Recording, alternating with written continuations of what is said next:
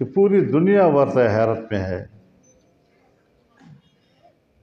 کہ اتنی بڑی کتاب ایک چھوٹا بچہ اپنے سینے میں محفوظ کر لیتا ہے اور پھر تا حیات محفوظ رہتا ہے، اور اس کی حفاظت لازم بھی ہے، اس میں غفلت کی پھر اجازت نہیں ہے، یاد رکھیں جی۔ تو رب العزت نے اس کتاب کے ساتھ جو ہمیں ایک تعلق عطا کیا ہے، اس سے بڑی نعمت اور ہو نہیں سکتی۔ اور جناب رسول اللہ صلی اللہ علیہ وسلم کا ارشاد ہے، مجتمع قوم فی بیت من بیوت اللہ یتلون فیہ کتاب اللہ ویتدارسونہ بینہم الا نزلت علیہم السکینہ۔ جو لوگ اللہ کے کسی گھر میں اکٹھے ہوں، وہاں وہ قرآن کو پڑھیں اور ایک دوسرے کو سمجھائیں، ان لوگوں کی مجلس پر اللہ تعالیٰ کا یہ انعام ہوتا ہے کہ اس پر سکینہ نازل کر دیتے ہیں۔ سکینہ، تسکین، سکون، یہ ضد ہے اضطراب اور پراگندگی کی۔ اور علماء فرماتے ہیں کہ سکینہ قلب کی ایک کیفیت کا نام ہے کہ جس وقت اس پر انوار کا نزول ہو رہا ہوتا ہے۔ اور دوسرا انعام یہ کہ وہ غشیتہم الرحمہ، اس مجلس میں بیٹھنے والوں کو رحمت گھیر لیتی ہے، ڈھانپ لیتی ہے۔ وحفتہم الملائکہ، اور اس مجلس کو فرشتے گھیر لیتے ہیں، عرش تک تہ بتہ فرشتے روئے زمین کی اس مجلس کو دیکھ کر رشک کرتے ہیں، اس احساس کے ساتھ کہ اس انسان کے بارے میں ہم نے کہا تھا کہ تو ایسی مخلوق پیدا کرنا چاہتا ہے، اتجعل فیہا من یفسد فیہا ویسفک الدماء، اور جس کے بارے میں ہم نے کہا تھا کہ وَنَحْنُ نُسَبِّحُ بِحَمْدِكَ وَنُقَدِّسُ لَكَ، تو یہ بھی احساس ہوتا ہے اس انسان کے بارے میں ہم نے یہ سوچا تھا، اور یہ تو اللہ کے گھر میں بیٹھ کر اللہ کا کلام پڑھ رہے ہیں، ایک دوسرے کو سمجھا رہے ہیں، تعلیم و تعلم۔ تو رب العزت نے انسان کو جب پیدا کیا تو ایک مخلوق تھی، دوسری مخلوقات کی طرح انسان کو بھی پیدا کر دیا، لیکن دو چیزوں کے ساتھ اللہ تعالیٰ نے انسان کو تمام مخلوقات کے مقابلے میں ایک امتیاز عطا کر دیا۔ ایک انسان کو سمجھنے کی طاقت دے دی، حیوانات میں سمجھنے کی طاقت نہیں ہوتی، شعور کی حد تک قوت ہوتی ہے ان کی، لیکن عقل کی قوت نہیں ہوتی۔ بھوک پیاس کو محسوس کرتے ہیں، محبت بھی اور غضب بھی رکھتے ہیں، لیکن ان میں بات کو سمجھنے کی طاقت نہیں ہوتی۔ لیکن انسان کو اللہ تعالیٰ نے عقل کی قوت سے عطا کی، اس سے نوازا۔ تو یہ عقل کی جو قوت ہے یہ سمجھنے کی قوت ہے، اور دوسری قوت اللہ تعالیٰ نے انسان کی زبان میں قوت گویائی پیدا کر دی، قوت نطق۔ کتنے بڑے بڑے جانور ہیں جن کی زبانیں انسان کی زبان سے 10 گنا بڑی ہیں، لیکن وہ بول نہیں سکتے۔ اور انسان کو پوری فصاحت و بلاغت کے ساتھ بولنے کی طاقت دے دی، پھر بولنے کے لیے مختلف زبانیں دے دی، مختلف علاقے، وہاں کا آب و ہوا، وہاں کا ماحول، اور اسی مناسبت سے بات کرنے کا استعداد عطا کیا۔ ایک قوت وہ ہے کہ جس سے انسان سیکھتا ہے، اور دوسری قوت وہ ہے کہ جس سے انسان دوسرے کو سکھاتا ہے۔ تو ایک طاقت کے ذریعے سے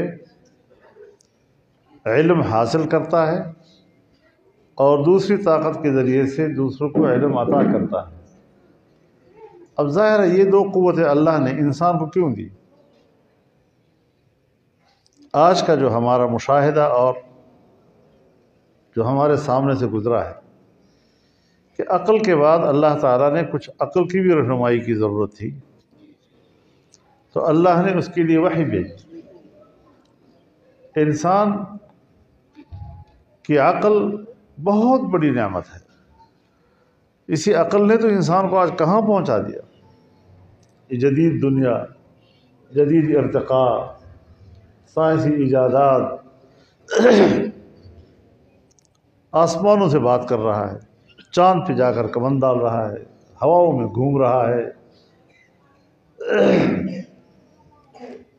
یہ عقل کی طاقت ہے، سائنس کی طاقت ہے۔ لیکن یہ جتنی بھی بڑی نعمت ہو، تب بھی بڑا رہنما ہونے کے باوجود کافی نہیں ہے، اس میں خطا و انحراف کی گنجائش ہے۔ عقل معوف ہو جاتی ہے، معطل ہو جاتی ہے، محبت سے بھی عقل معطل ہو جاتی ہے، غضب سے بھی عقل معطل ہو جاتا ہے، شہوت سے بھی معطل ہو جاتی ہے، لالچ سے بھی معطل ہو جاتی ہے، اور پھر بعد میں سوچتا ہے اوہ میں نے کیا کر دیا۔ تو اس کی مثال ایسی ہے جیسے اللہ تعالیٰ نے ہمیں آنکھیں عطا کی،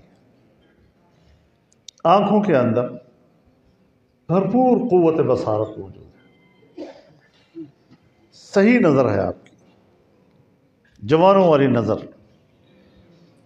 لیکن اگر یہ روشنیاں رات کی تاریکی میں بند کر دی جائیں، اور باہر سے کسی قسم کی روشنی کا انتظام بھی نہیں ہے، گھپ اندھیرے میں آپ کی وہی بصارت، وہی نظارت، وہی بینائی کچھ کام کی نہیں۔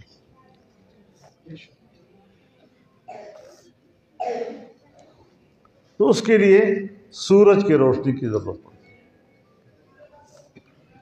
مصنوعی روشنی باہر کی اس کو مہیا ہوگی تو آپ کی نظر اس میں کام کرے گی۔ تو عقل بھی ایسی وہ قوت ہے کہ ہر چند کے وہ بہت بڑی نعمت ہے، لیکن جب تک اس عقل کو وحی کی رہنمائی حاصل نہیں ہوگی تو اس کو سیدھا راستہ نہیں ملے گا، بھٹکے گا، اور پھر دنیا کے حوالے سے بہت کما لے گا، لیکن جو ابدی زندگی ہے اور اخروی زندگی ہے اس کو تو بیڑا غرق کر دے گا۔ تو دنیا میں بھی جو نعمتیں اللہ تعالیٰ نے پیدا کی ہیں وہ بھی تو ایمان والوں کے لیے پیدا کی ہیں۔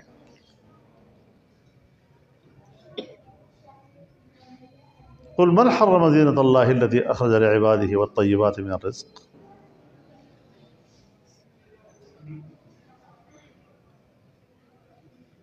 یہ جو دنیا کی نعمتیں ہیں اپنے بندوں کے لیے اللہ نے پیدا کی ہیں۔ یہ جو پاک رزق ہے کس نے تم پر حرام کیا ہے؟ قل للذین آمنوا فی الحیاۃ الدنیا خالصۃ یوم القیامہ، ان کو بتا دو کہ یہ دنیا کی نعمتیں بھی تو میں نے ایمان والوں کے لیے پیدا کی ہے۔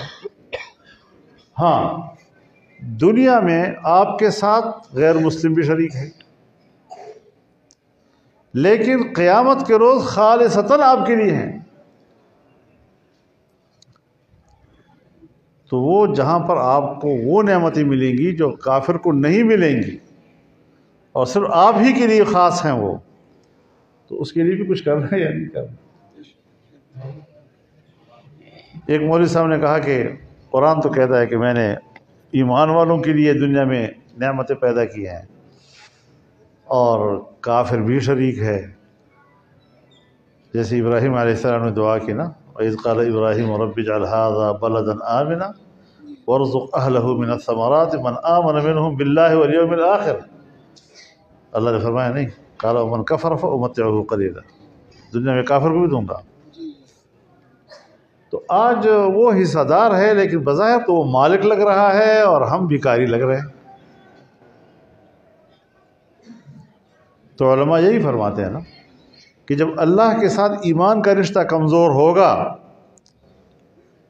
تو پھر کفر کی دنیا ان نعمتوں پہ قبضہ کر لے گی اور پھر ان کی حیثیت ایک غاصب کی ہوگی.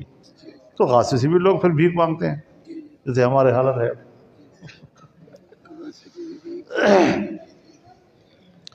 تو یہ ساری چیزیں اللہ تعالیٰ نے، یہ نعمتیں اس دین کے حوالے سے، اس ایمان کے رشتے کے حوالے سے آپ کے لیے پیدا کی ہے. تو ان نعمتوں کو سامنے رکھیں، اور جب نعمتوں کی قدر کرو گے تو سب کچھ کھل جائے گا.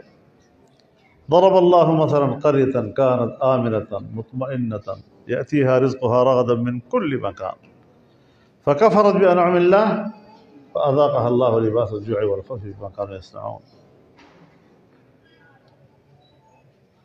ایک آبادی کی مثال اللہ دیتا ہے جہاں امن بھی تھا، اطمینان بھی تھا. امن بھی تھا، اطمینان بھی تھا، اور معیشت بھی بڑی مستحکم مضبوط، نعمتیں ہر طرح سے کچ کچ کے آ رہی تھی ان کے پاس. لیکن جب انہوں نے کفران نعمت کیا، اللہ کی نعمتوں کی بے قدری کی، اللہ کے احکامات کی نافرمانی کی ان نعمتوں کے باوجود، جبکہ اللہ تعالیٰ کا تو معاہدہ ہے آپ کے ساتھ نا، فَلْيَعْبُدُوا رَبَّ هَذَا الْبَيْتِ الَّذِي أَطْعَمَهُم مِّن جُوعٍ وَآمَنَهُم مِّن خَوْفٍ. آپ بندگی کریں گے، وہ آپ کو امن بھی دے گا، آپ کو روزگار بھی دے گا. تخلیق وہی کرتا ہے، وہی اسباب پیدا کرتا ہے. تو ذرا اپنے حالات کو بھی تو اللہ تعالیٰ فرماتے ہیں کہ پھر میں ان کو مزہ چکھاتا ہوں، بھوک کا بھی اور بدامنی کا بھی، خوف کا بھی. ان دونوں چیزوں میں آج ہمارے من حیث القوم پھنسے ہوئے ہیں.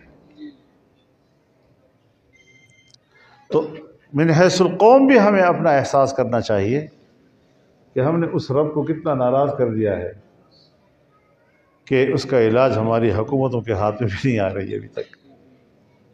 بے بس کر دیتا ہے اللہ. اس طرف بھی علماء کرام کا فرض ہے کہ قوم کو متوجہ کرے. ہم انسان ہیں، ہماری بھی کمزوریاں ہیں، اس میں کوئی شک نہیں. بہت ہاتھ پاؤں مارنے کے باوجود بھی معاملات پوری طرح قابو نہیں آ رہے. تو رب العزت سے انکساری کے ساتھ دعا کرنی ہے، اللہ تعالیٰ اس وطن عزیز کی حفاظت فرمائے، یہاں اللہ تعالیٰ خوشحالی لائے اور ہمیں اپنی دین کی خدمت کرنے کی توفیق عطا فرمائے. تو یہ چند گزارشات آپ کی خدمت میں عرض کر سکا ہوں. میرے لیے بھی دعا کریں کہ اللہ تعالیٰ صحت بھی دے، ایمان بھی دے، اعمال صالحہ کی توفیق بھی دے، جمعیت علماء اسلام کی خدمت کی بھی توفیق دے، اور جمعیت علماء کو اللہ تعالیٰ قبول اور مقبول جماعت بنائے. السلام علیکم ورحمۃ اللہ وبرکاتہ.